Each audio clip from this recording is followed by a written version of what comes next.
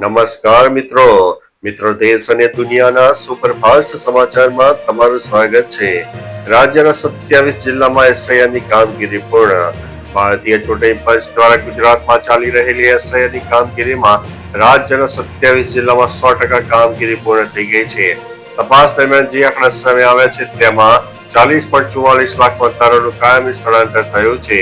આ ઉપરાંત 18 લાખથી વધુ મતદારોનું અવસાન થયું હોવાનું અને 10.26 લાખ મતદારો સરનામે ગેરહાજર હોવાનું ખુલ્યું છે। 3.37 લાખ નામ રિપીટ થયા છે। કુલ 5.08 કરોડ ફોર્મમાંથી 99.99% કામગીરી પૂર્ણ થઈ ચૂકી છે। અન્ય મહત્વના સમાચારની વાત કરીએ તો વિશ્વનું સૌથી સ્વચ્છ હિન્દુ ગામ ભારતમાં નથી। વિશ્વનું સૌથી સ્વચ્છ હિન્દુ ગામ ઇન્ડોનેશિયાના બાલીમાં આવેલું પેંગલિન પુરન છે। વૈશ્વિક સર્વેમાં તે વિશ્વના ત્રીજા સૌથી સ્વચ્છ ગામમાં સામેલ છે। લગભગ 700 વર્ષ જૂના આ પહાડી ગામમાં પેઢીઓથી સફાઈ અને પરંપરાનું સંતુલન જળવાયું છે। અહીં કચરો ફેંકવા, દારૂ અને ગામમાં વાહનોના સખત પ્રવેશ પ્રતિબંધ છે। મહિલાઓ સ્વચ્છતા જાળવવામાં મુખ્ય ભૂમિકા ભજવે છે। અન્ય મહત્વના સમાચારની વાત કરીએ તો લોકસભામાં સાંસદે પીધી હતી ઈ સિગારેટ, મોટી બવાલ સામે આવી છે। લોકસભામાં ઈ સિગારેટના ઉપયોગને લઈને ભારે હોબાળો થયો છે। ભાજપના સાંસદ અનુરાગ ઠાકુરે ટીએમસી સાંસદ પર સદનની અંદર ઈ સિગારેટ પીવાનો ગંભીર આરોપ લગાવ્યો છે।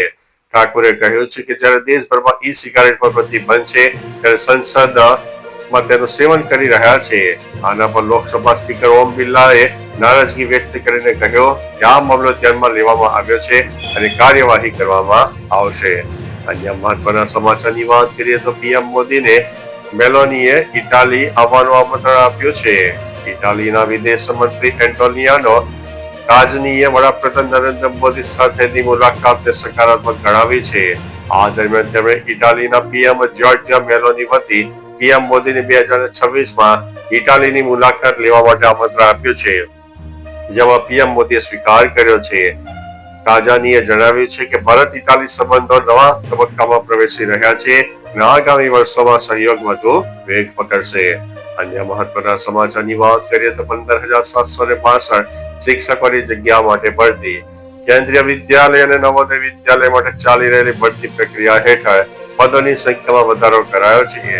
ભરતી પ્રક્રિયામાં 14,967 ને બદલે 15,762 પદો ભરવામાં આવશે। કેન્દ્રીય વિદ્યાલયમાં શરૂઆતમાં 9,126 પદો ભરવાના હતા, જે વધારીને 9,921 કરાયા છે। નવોદય વિદ્યાલયમાં શિક્ષણ અને બિન શિક્ષણ પદો ભરવામાં આવશે। અરજી કરવાની છેલ્લી તારીખ ગઈકાલે હતી। વધુ વિગતો માટે સત્તાવાર સૂચના ધ્યાનમાં લેવી। અન્ય મહત્વના સમાચારની વાત કરીએ તો 15 મિનિટની ફ્લાઇટ ડિલેની પણ થશે તપાસ। ડીજીસીએ વિમાનમાં ટેકનિકલ ખામીઓની દેખરેખ માટેના નિયમોમાં ફેરફાર કર્યો છે। હવેથી કોઈ પણ ફ્લાઇટમાં ટેકનિકલ કારણોસર 15 મિનિટ કે તેથી વધુ વિલંબ થશે તો તે ફરજિયાત તપાસ થશે। એરલાઇન્સે વિલંબનું કારણ, નિવારણ અને પુનરાવર્તન ન થાય તે માટેના ઉપાયો જણાવવા પડશે। કોઈ પણ મેજર ડિફેક્ટની જાણ તુરંત ફોન પર કરવાની રહેશે। 3 વખત ડિફેક્ટનું પુનરાવર્તન થવા પર વિશેષ તપાસ હાથ ધરાશે। અન્ય મહત્વના સમાચારની વાત કરીએ તો પાકિસ્તાનમાં ક્રૂરતાની હદ પાર। પાકિસ્તાનમાં આર્મી ચીફ આસિમ મુનીની ક્રૂરતાનો નવો કિસ્સો સામે આવ્યો છે।